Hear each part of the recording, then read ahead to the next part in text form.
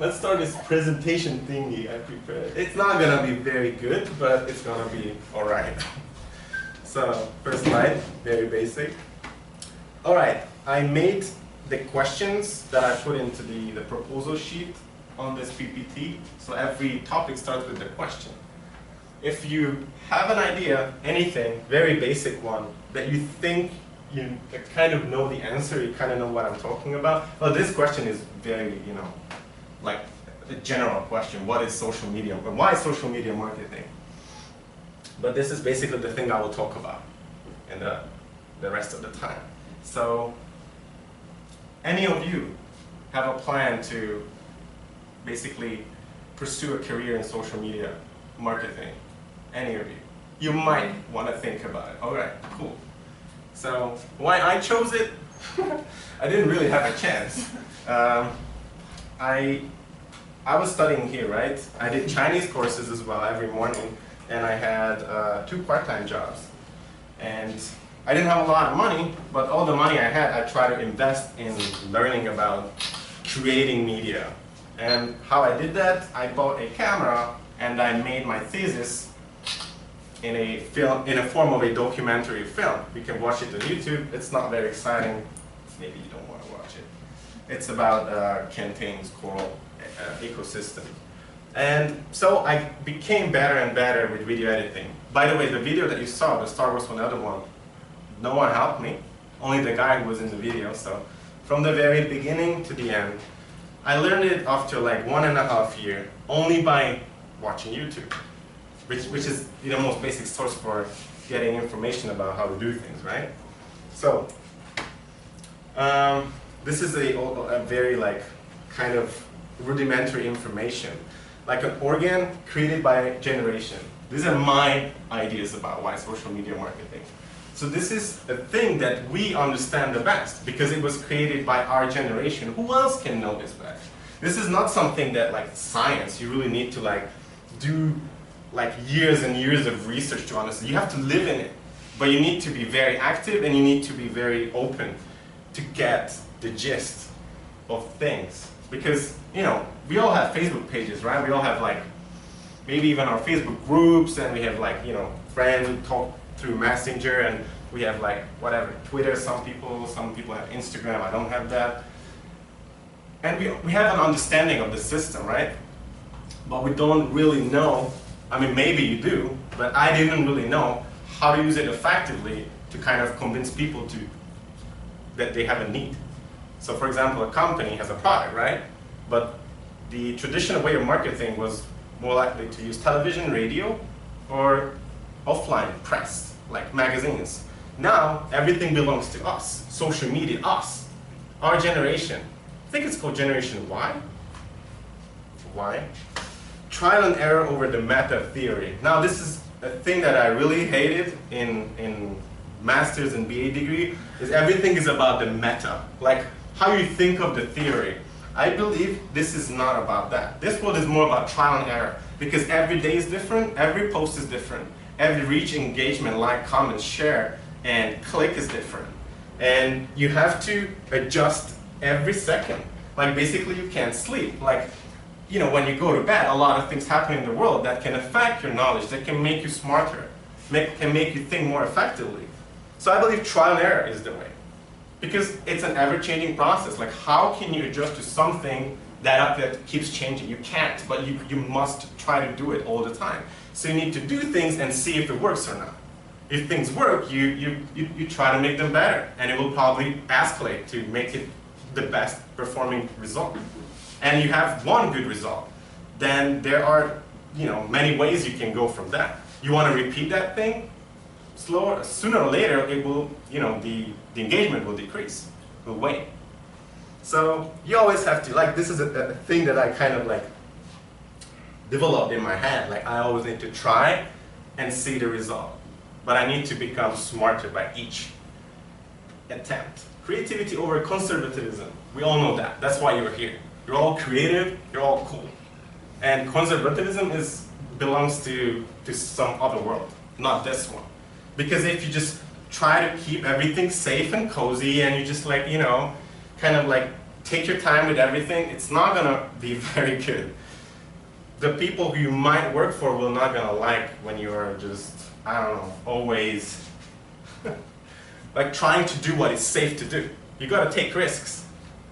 I think it's all about risks. When I first joined the company as an intern, just like Haris, my boss was Ivan, who also belonged to this program, and he was my manager, guys. He was 21 or 22 years old. I kind of forgot. And you know, he was not conservative at all. He always tried new stuff. He just like, he made bets like, if I post this, it will get 10K, you know, likes in like 2 hours. And he was like just, you know, taking the phone in his hand, made a picture of the interface of the app, and reached 20K because we didn't do posts like that. We just did stuff that is inside the app, not actually the first screen. But you gotta take risks because sometimes it really works. Perpetual metamorphosis. Now this sounds really cocky, but this is the whole thing I talked about. It keeps changing and it never stops. I believe future is always now in social media. Because, you know, my mom, I don't know, your parents or your relatives who are like elderly, you can explain Facebook to them, but they will always like stop thinking like in now, or kind of. We must think in advance. This sounds very general as well. Well, we'll get more specific. How does Facebook really work? We all have an idea about this, right? You post something, and some people see it, and some people will engage with it. They will like, share, comment, and blah, blah, and things will happen. Well, how does it work? Who can see your post? For example, Rihanna, or like Jessica Simpson, or any star, you choose it. Like, they have, let's say, 30 million fans.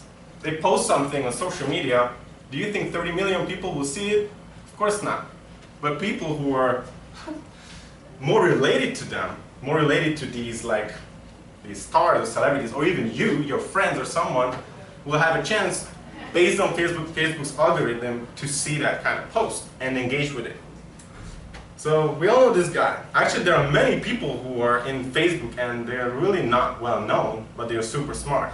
Like, for example, I wanted to put the picture of the guy who invented and kind of like working on, he's the product manager of Facebook's newsfeed. I think he's a genius, but this guy is more well known. He had the core idea, and I believe Facebook is the world of algorithms from our perspective, from social media marketing perspective.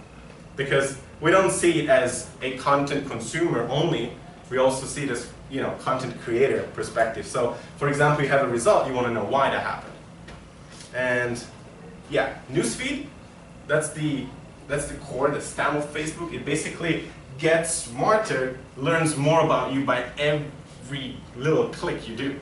You tap on something, newsfeed will adjust. And your newsfeeds like adjusts and changes other people's newsfeeds as well. It's a very complex thing. This is why you can't really track a lot of things, because it keeps changing based on your interactions. There are a lot of statistics. Like Facebook has like 1.6 billion users around the world. Like, users doesn't mean a lot, but they have 1.1 billion active users, monthly active users. On a daily basis, I guess it's about 400 million or 500 million. And there's a funny thing. How many fake accounts do you think Facebook has? Approximately. 20% of it. Yeah. About, maybe not 20%, but about 85 to 90 million fake accounts are out there. Cats, or like people without faces, or just trolls, or all these weird stuff. We all see them, right? But everything comes with this flaws. Like, every system has its like shitty points. So it becomes smart every day. But this is the cool thing I will talk about, I hope, for a long time, because this is what we're here for, EdgeRank. This is a system that they created about 2012, and this is what controls Facebook. Edge means something that you can engage with, and a rank means how cool that is. So, according to Facebook, I'm not making this up, they say that EdgeRank consists of three features, or three things. Affinity score, edge weight, and time decay. Affinity score means how closely are you related to that post. Like, you know, it's your brother's message, or say a very stupid example. For example, you have a friend that you ignore for a long time, but that person is getting married. So she posts a picture about getting married. You don't see it until a lot of people will say congratulations. That word escalates, it boosts the post a lot because Facebook thinks that's a huge life event, so you gotta see it. So it will push the reach out. So basically the affinity score is based on that kind of measure. How closely you're related and how closely you want to be related to others. Edge weight is how strong you interact. Like is not a strong one, right? It's just, it doesn't take a second. Comment and share is really strong. Basically that drives the reach of every post, I believe, maybe not true, because some people only click on, like, for example, your father might be just reading news articles, so he always clicks on, you know, the big link on the screen, the thumbnail, right? So it will drive him to another website, and those people will see more links on their site. So the edge weight is basically how strongly you interact with these posts on a daily basis. For example, I mentioned this marriage example. If you write congratulations as well, because you see a lot of people doing it and it's a pretty nice thing, that means you commented, that's a stronger interaction, so probably next week you will see another post from this person. Might never happen, but it's more likely to happen if you engage. And the third one is the very basic one, is time decay. How long it can stay up there. So let's say you posted something and the edge rank is really high. Oh, basically this is edge rank, right? How cool the post is. It's very high, but you know, in the afternoon nobody engages with it, so it decays, it wanes, it like ends being popular anymore. And these three things make up the edge rank. I made a very basic graphic how this works. From a perspective of a Facebook page owner or just you yourself, you're posting something. And the current thing is, before it was about 25%, now it's about 5 or less percent of organic reach is what you get with every post. This is how it works. There's no way around it. This is Facebook's like rule right now. Maybe it will change tomorrow. So Facebook, for example, let's take a site, 100,000 fans, okay? 100,000 fans, and you post something.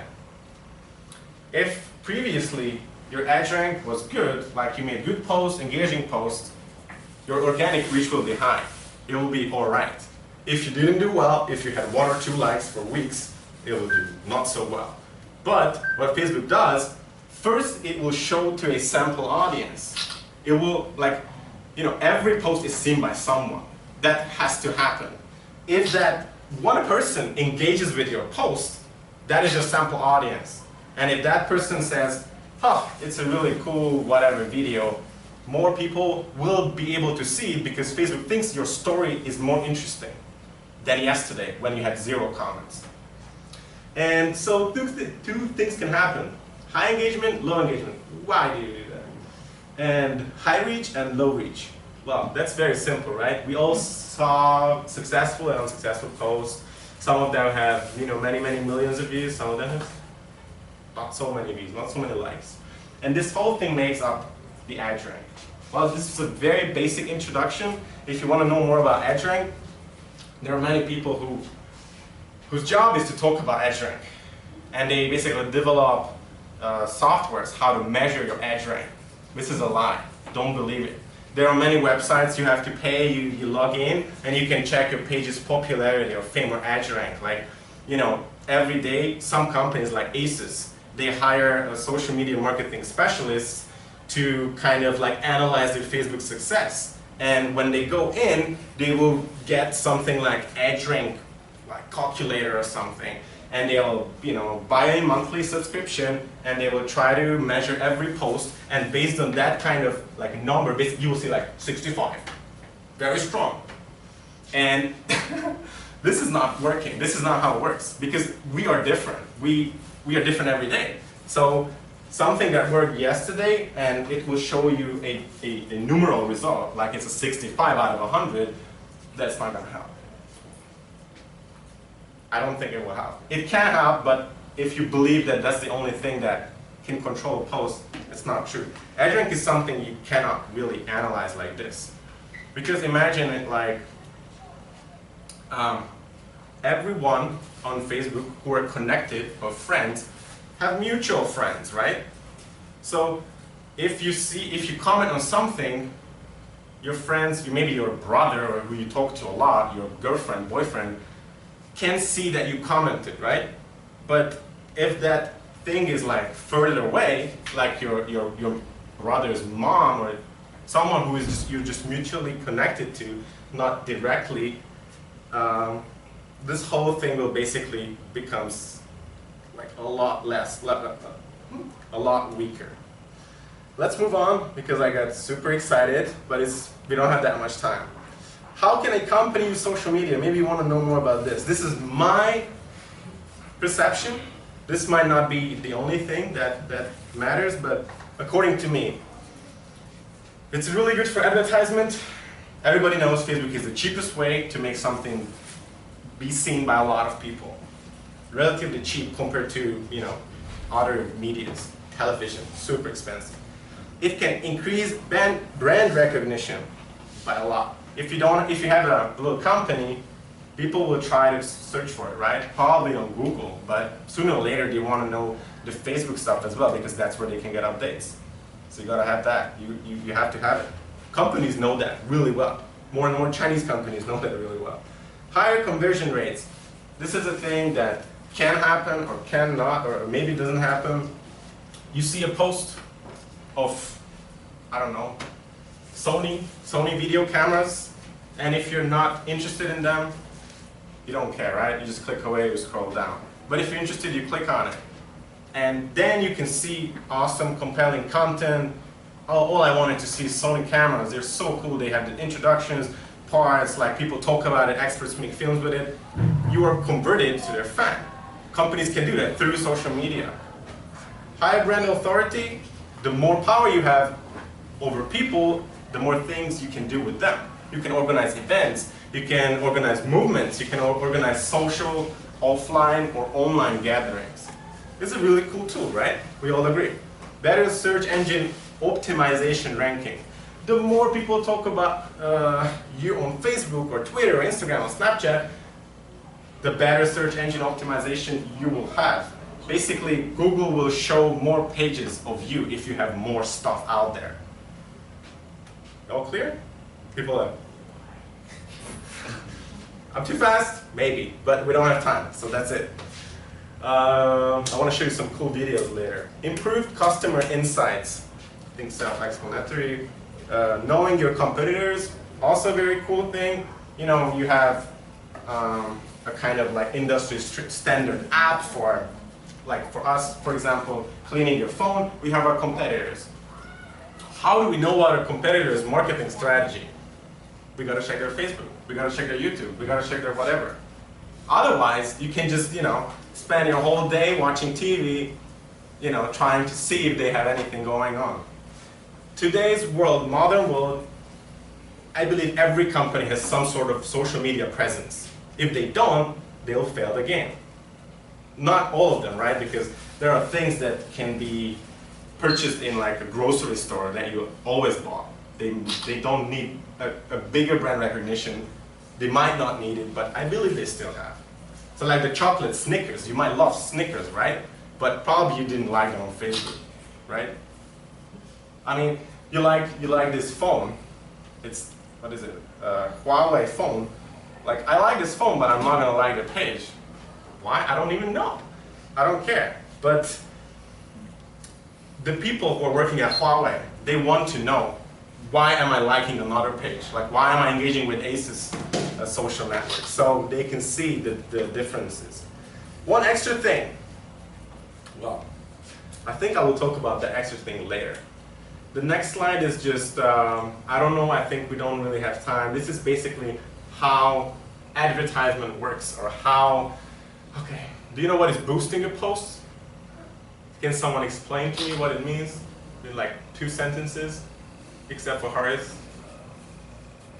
To gain exposure. From what? As in the case of Facebook.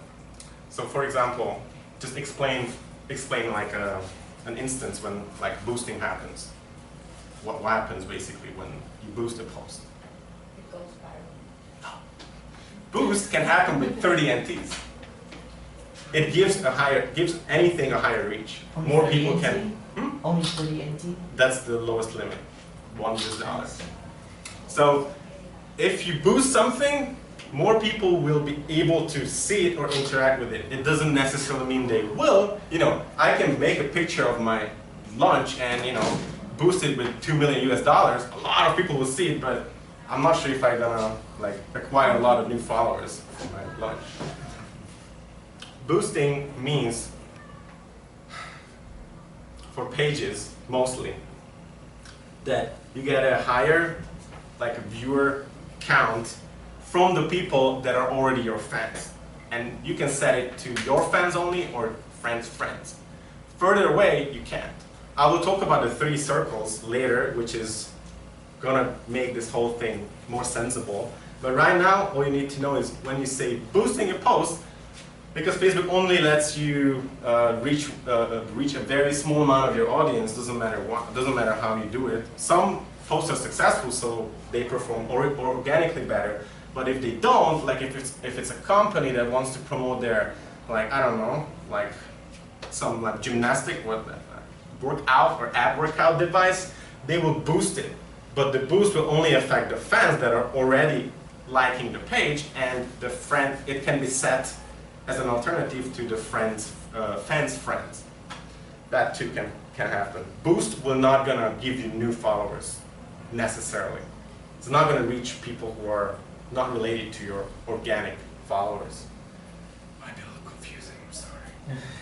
Paid reach versus organic reach, whatever, page-like ad. Page-like ad is the other form when we basically like 2 to 3 months ago in the company, I got a new project, make a new app popular.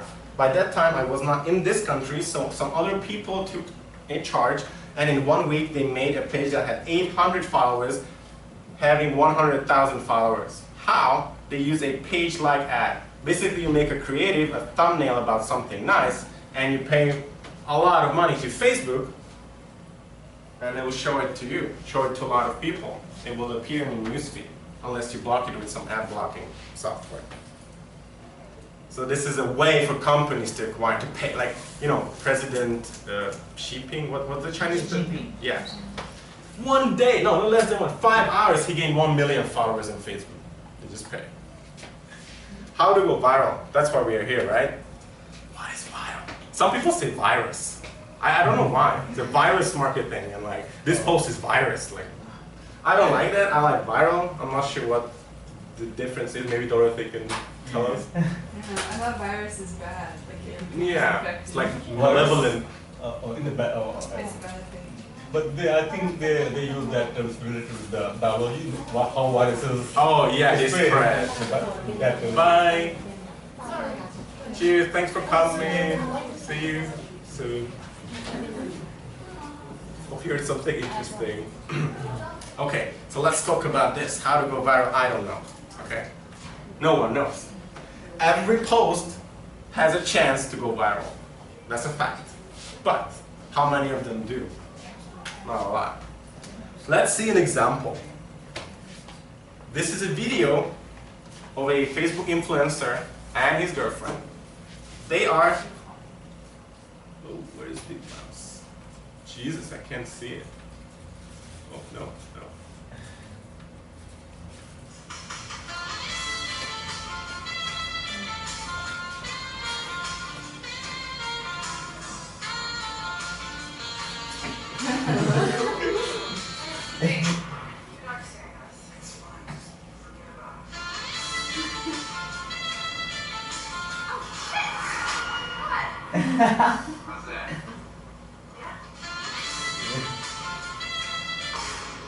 I can't do this.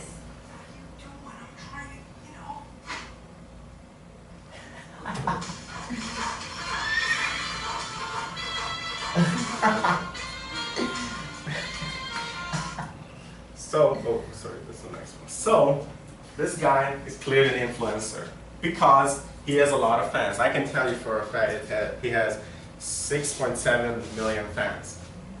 Companies know that. we know that, we see that. These posts usually go viral because they have videos maybe once a week. They don't spam Facebook, but they do something funny. You all laugh, like giggle. So guess, this post went up 4 days ago. Guess the views, how many views it has. 1 million? Okay, first guess. 10 million? Second guess, one more. 2 million. Okay. So, I don't know if you can Wow. see it. Wow. Wow. 4 days. I'm not sure when it reached like over 50 because I took this profile, this image this morning. And almost 500,000 reactions and 400,000 shares.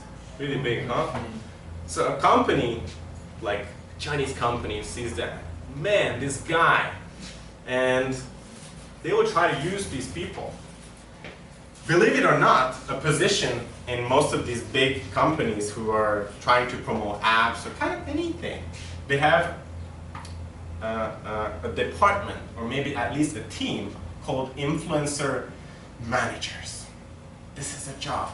Some people contact these people or their managers and will hire them for campaigns, events, projects to kind of like make something funny and kind of put my product into a video. Now a lot of fans don't like this, but some people do it in a very smart way. It's called product placement. Another example, look, just read, oh, I will read it. Why do people call Nike Nike? You don't ride a fucking bike, do you, dickhead? So this is a weird example. This post has 20,000 reactions and 10,000 shares, but the person only has 120,000 people like who are following this kind of this thing. Kozma. This is relatively viral compared to the size of this page. 20,000 and 13 hours ago, that's a lot. So just for example, I'm telling you another fact. If you have a page with 100,000 followers or something, if you get a post that is over 1,000 likes, I consider it really good. If it's over 20,000, I consider it insane. But it depends. Something can go relatively viral easier. Now, these are my ideas again, not like it's not something that you have to think of it as like a rule or like a principle, but these are my thoughts. In order to make something viral, you gotta know some sort of audience. Maybe you have it, maybe you don't have it, but you gotta know what they need or what they want. It will work better. Basically, if your core audience, you see that first, second, and third circle. If your core audience understands you and they expect something from you, something, I don't know, related to a phone, you gotta give them something that is related to that phone because kind of that's your product and funny at the same time. If you give them a cooking show, possible, but less likely. Because how Facebook does these things, I believe, and many people say the same, there is a first circle. Basically, the people who see your post. If they engage with your post, if they engage with that thing in a way that they share, comment, like it, kind of talk about it, blah, blah, blah, send the links away, they will reach your second circle. People who are not your fans, but your own fans shared something about this or commented so they had a chance to see it. That's the second circle. Everybody reaches the second circle, more or less. The third circle is to make those second circle people reach everything further. That's how it works. Imagine it like, I post something, the picture I made, Horace made, and Horace will like it. It will comment, haha, it's very funny. And someone, your friend in India maybe, will say, who is that guy? He looks, I don't know, funny, blah, blah, blah. It's a cool post. I didn't know that guy, right? But through Horace, I can know that guy, or I can interact with that guy. I can answer, oh, that's me on a whatever, on an airplane. Like, I don't know, making funny faces. And that guy's friend can also come into the picture and say, who's that guy? Looks funny. But Horace didn't even know the third guy, or the guy who just came in. And that's already the third circle. And if you think about it in a bigger perspective, viral is like, it means everyone, right? Or like the most amount of people that you can imagine. Emotional connection, emotional triggers. Well, in terms of viral video making, this is more important. These emotions are very strong triggers. Joy, trust, fear, surprise, sadness, anger, disgust, blah, blah, blah. The list is probably very long. If you grab some of this and kind of put it into your video or into your marketing campaign, you focus on it and you don't let it go, it can have a very strong impact. For example, I made a video with Horace. I use it for a lot of examples. I hope you don't mind. So, we made a video using benign violation. It basically means we're showing something that the user is safe and comfortable with. Basically, we are showing a very peaceful scene or something that they can expect the outcome, but at the end we slam the user's face with something really surprising. So their expectation was violated, but benign means in a way that they like it. And that's also a kind of trigger that can make people interact, share, post, blah, blah, blah. Chaos theory. This is my theory. I believe being viral, if something goes viral, to track it down, to see how it went viral, is utter chaos. There is no person in the world that can track it. There's no algorithm, there is no software that can. You can only decide it based on your opinion, like, it's funny. So I accept that it went viral. But there are many funny videos that will never go viral. Why? First, second circle. It doesn't affect them well, so it doesn't do well. Time, visual, call to action. These are the three things that matter. When you post it, what the hell you post, and what do you want the users to do with that thing? If at the end of the video you say, like my Facebook page, I think, people might do it if they enjoy their content. If you say, join this campaign, or join my charity, or donate money for like people who are suffering from drought in Western Maharashtra, then, people can feel something. There's an emotional trigger, and there's a call to action. You can do something. You can help, you can spread it, you can do something with it. This is a very useful tool to do. It does not happen always, but it pops up very frequently. Yeah, I have a question. Sure, go ahead. About like Facebook management, because I used to manage English travel agencies on Facebook in Taiwan, and like the boss said they use ads on Facebook, and then just attract randomers, and he doesn't want he doesn't think those people will become our customers. So at the end he said, so you guys, to the management team, like ask us not to use ads. Well, I think, is it wrong like he's thinking that way? Yeah, because this is not how it works. When you're creating a Facebook ad, the first thing you have to do, Facebook ads, you can target it. You need to target an audience, and if you can use keywords, travel agency, right? Yeah.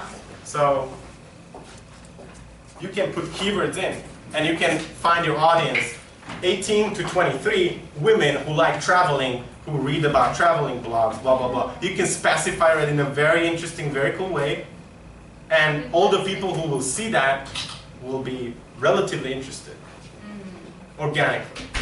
Yeah, but I think he still is like, the Facebook will assign him like some fake accounts, like. Oh, so. There are many services out there where you can buy likes. Basically, you can make a ghost town of your Facebook network, 2 million fans, but every post has 0 likes. You can do it. Like, it's not even a lot of money. If you want to show numbers, like a lot of Chinese people do this, Chinese companies, they want to see numbers, right? Bosses want to see numbers. Like, make it grow. You have this budget. It's not enough. So you just buy ads with these like third-party kind of bullshitty things. It's never going to work.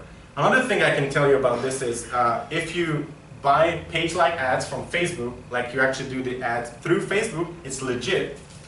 2 things can happen when the user sees a content that user has not interacted with before. So I see that travel blog as an ad.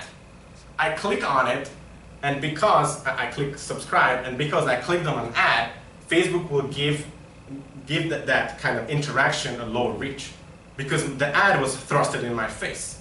If I find you through search engines, or if I find you through Facebook, or a friend recommends it, I click there organically. I find you organically, based on my interest, I will more likely to see your content. So it will work much better. So ads are not as effective, but you can still find your audience through ads. You know, we have to see ads. This is our world. Like, we have to accept it in a way. And if you see ads that are totally not related to your interest, like you see video games of, I don't know, Chinese soldiers fighting, you just, what is this? But if you see ads that are related to your interest, and they are not scammy, like they don't show you like boobs or something, whatever, you're like, all right, that's fine. You can accept it more likely than if it's something totally unrelated to interest. Well, you also might get like scared or afraid because wow, this whole thing knows me really well. I really like fishing, so all I see is fishing videos and fishing stuff. Well, Facebook tries to be smart enough to entertain you at its best.